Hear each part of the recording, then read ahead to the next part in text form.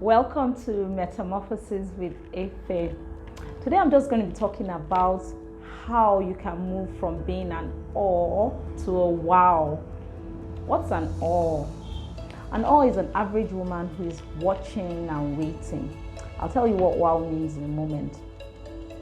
All right, here's the thing. In my short lifetime, short being like about 40 years, okay,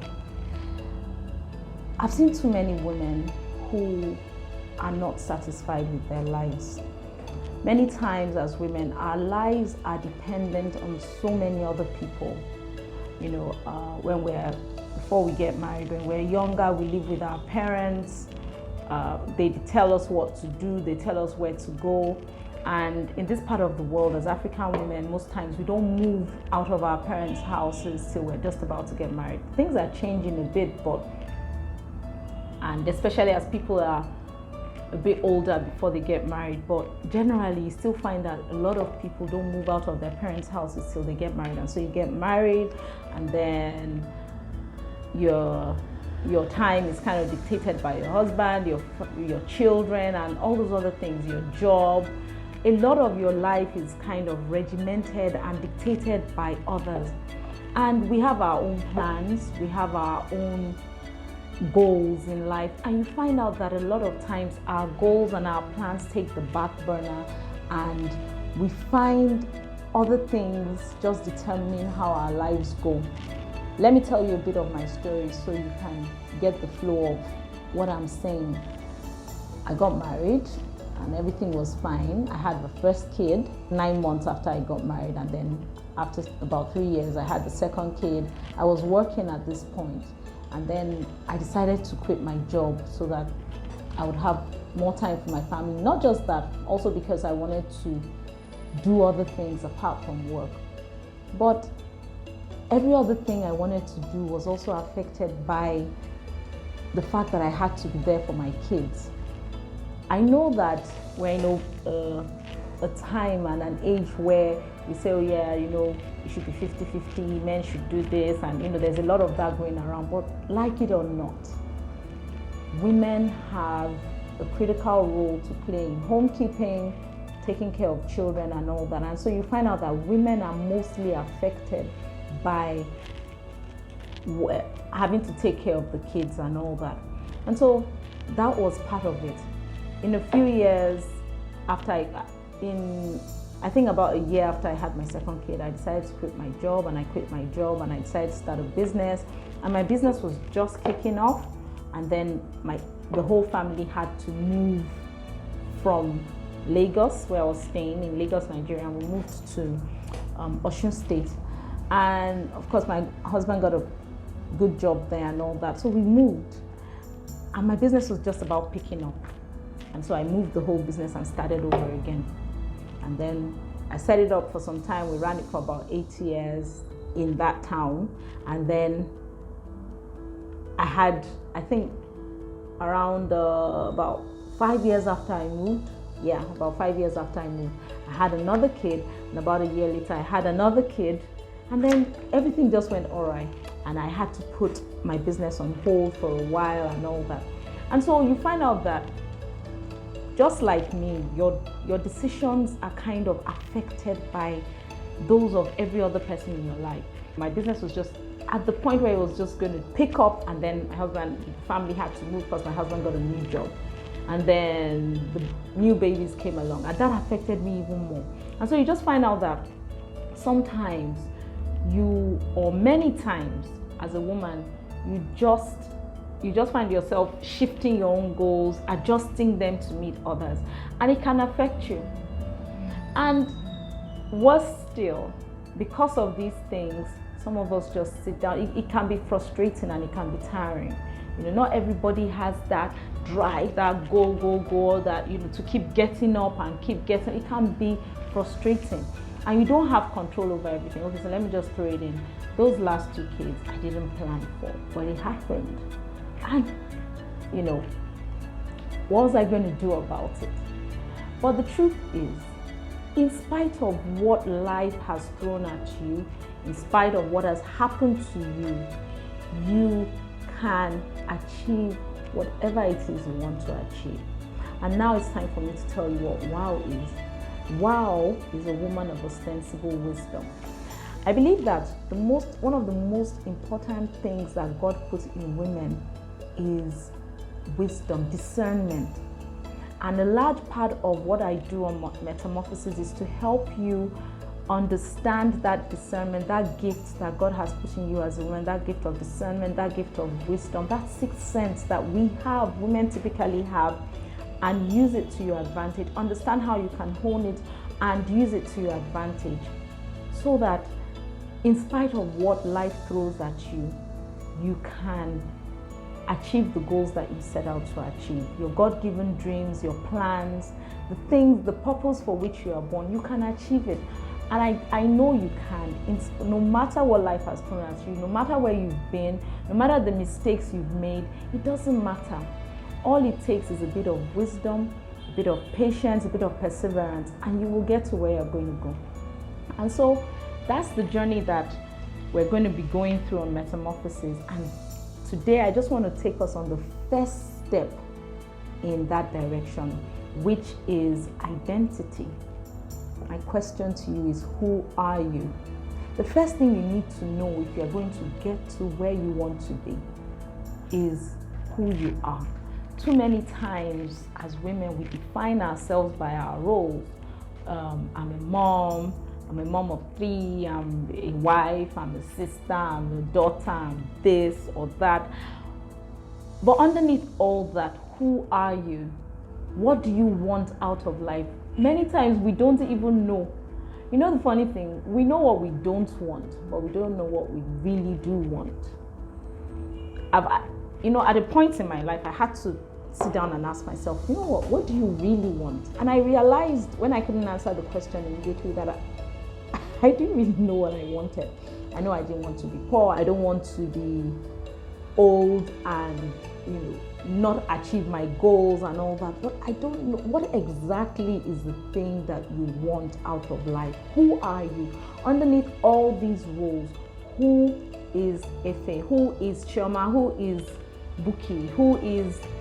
Put your name in it. Who are you? What do you want? Where are you going? Can you tell yourself that? Can you really answer that question? Now, in answering that question, there's a short journey, a short journey, but it's actually a lifelong journey. So it's not that short if you look at it, that you need to take. And it's a journey of self-discovery.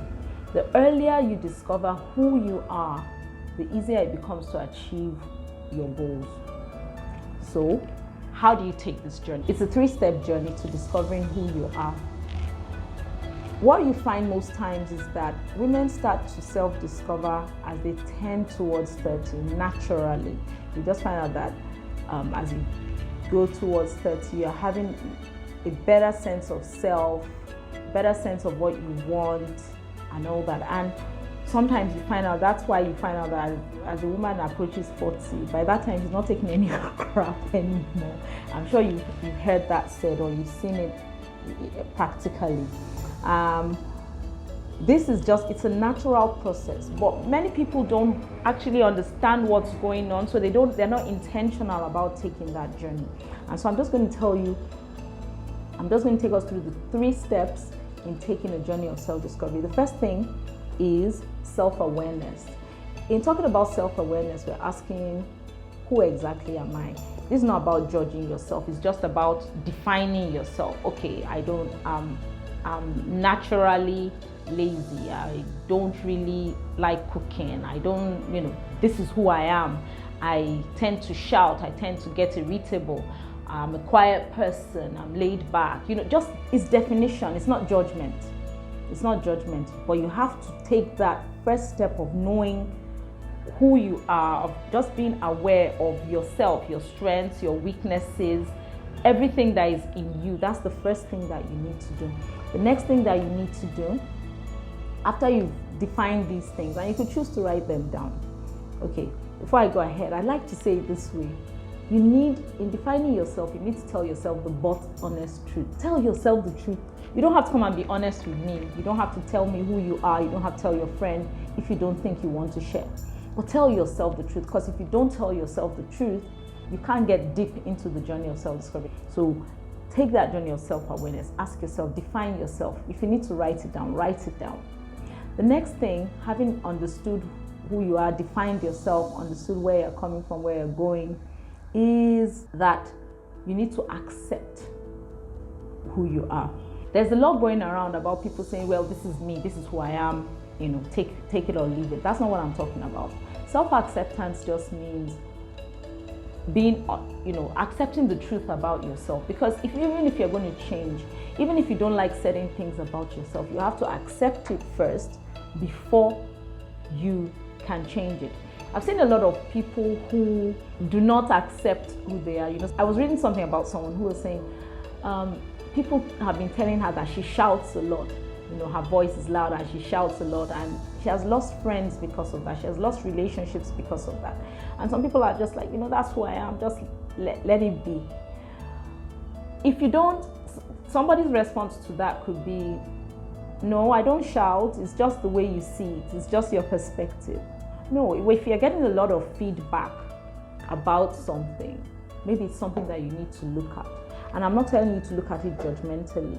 Even if people, just take it as feedback first. Even if it's critical judgment that is coming from outside, take it as feedback. Then look inwards. First of all, accept it that it's true. I think I tend to shout. Or it's true, I think I can be a bit laid back. For every character trait that you have, there's a good side to it and there's a bad side. If you're going to learn how to hone it, you have to first of all accept that this is it. So you've become aware, you've accepted it. The next stage of it now is to learn to love who you are. Now, in loving who you are, I've just said that there's always the good side and the bad side to every character trait that you have. In loving who you are is learning that, okay, now this is who I am. These are my tendencies. These are my shortcomings. These are my strengths. And then taking them and saying, how can I put them to the best use? You see, the problem is if you don't love who you are, it will affect the way you relate with the world around you and with other people around you. If you don't love who you are, you'll find out that it's hard to love others. I've seen mothers who try to live their lives vicariously through their children, for example, or mentors who try to live their lives vicariously through their mentees and stuff like that. The problem is that they can't accept that, or it's hard for them to accept and love the person that they become, and so they keep trying to make amendments through other people that they have power or influence over. And so you find out that this person says, I made this mistake, this same mistake at 16, I don't want you to make the same mistake.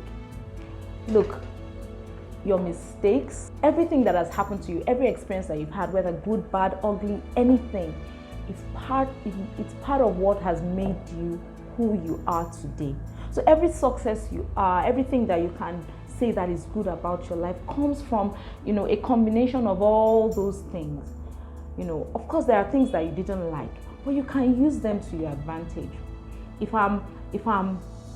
someone is born with a disability, I'm not saying it's a nice thing to be born with a disability, but if someone is born with a disability and you accept it and you learn to love it, you will learn how you can use that disability to your advantage. Some people will look at you and help you because of that disability. I'm not saying you should manipulate people, but you cannot use what you don't love. If you hate it, you will continue to see the bad side of it. You will never see the good side of it. And not only that, you will always judge people from that aspect. So you see somebody who just thinks that every single mother is wayward, for example.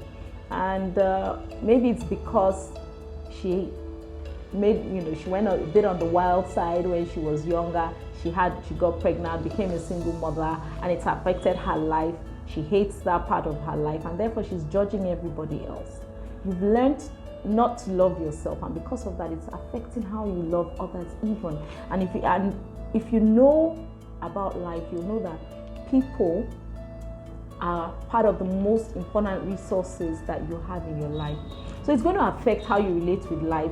You're going to see yourself disadvantaged because of something, that you think is wrong with you.